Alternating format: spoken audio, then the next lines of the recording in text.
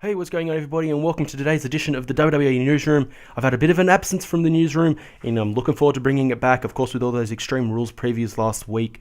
But today is the 23rd of May, and we have a lot of things to cover. A little bit busy over the pay-per-view weekend, so let's get stuck into things as early as we can, and we begin with Rey Mysterio, who is set to undergo another minor surgery. He's looking at an August return. Now, he did tweet the following message on Twitter, I think yesterday, I believe, or the day before. And I quote, "Great news today with Dr. Andrews. Revisit on the 19th of June for a minor procedure and still trying to be back in the ring by late August." Quote end. So, Rey Mysterio perhaps returning in August. Pretty big news. But again, another minor surgery. So things not really working for him injury-wise.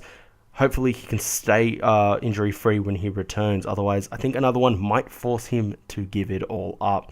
I guess we'll have to wait and see what happens.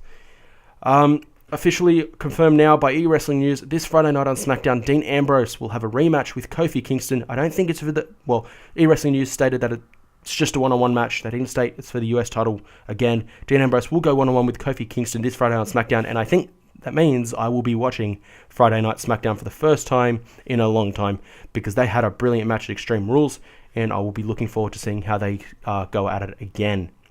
Just so you guys know, John Cena did appear on Raw to send the fans home happy, as he always does.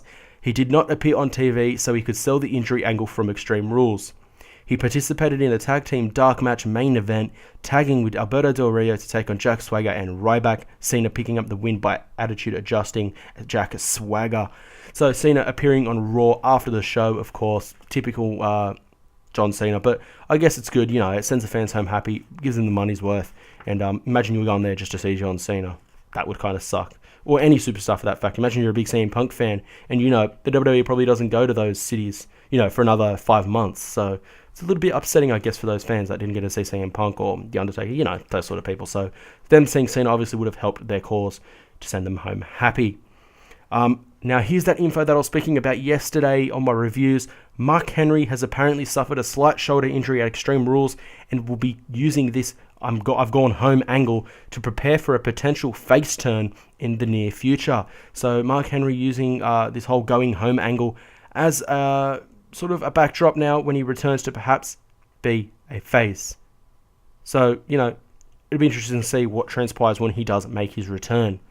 Now, reports are that the WWE are now taking concussions very, very seriously after what happened to Dolph Ziggler. Ziggler, of course, suffered that retrograde amnesia, which has put him on the sidelines and, of course, missing out on Extreme Rules.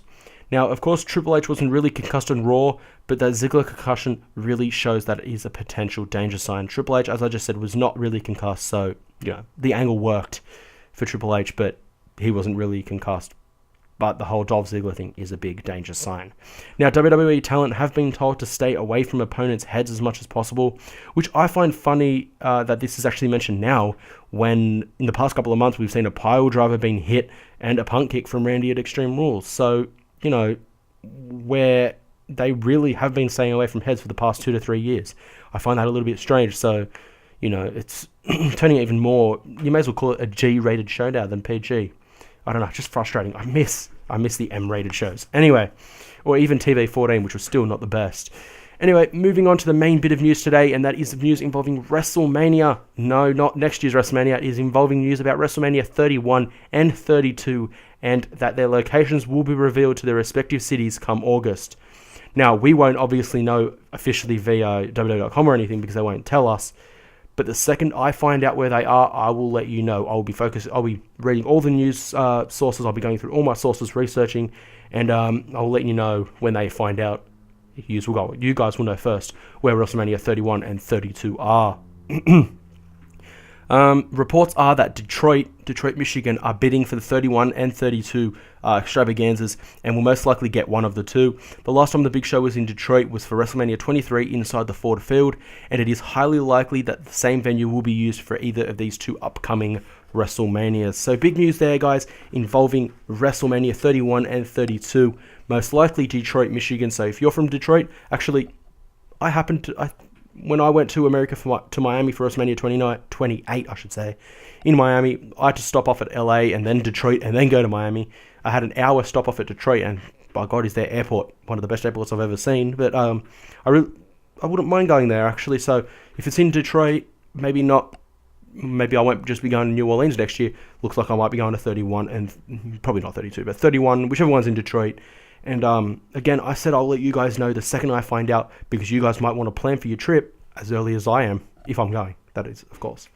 So guys, make sure you follow me on Twitter at WWE Downunder 101 to stay up to date with the latest exclusives, previews, reviews. Well, not previews and reviews, you'll be seeing those here, but latest exclusive specials and sort of updates of what I am doing for my channel.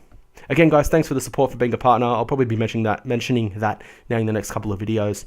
And I have officially decided in a couple of hours, guys, you are going to be seeing my final WWE 13 Universe trailer.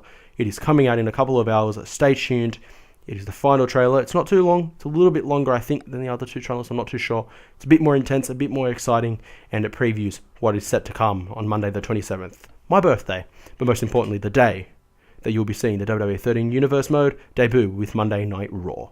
So I guess I won't see you in a couple of hours, but I'll see you for whatever the next video may be, probably tomorrow. Maybe Let's Talk WWE 2K14. I don't know. I will see you guys there. Peace.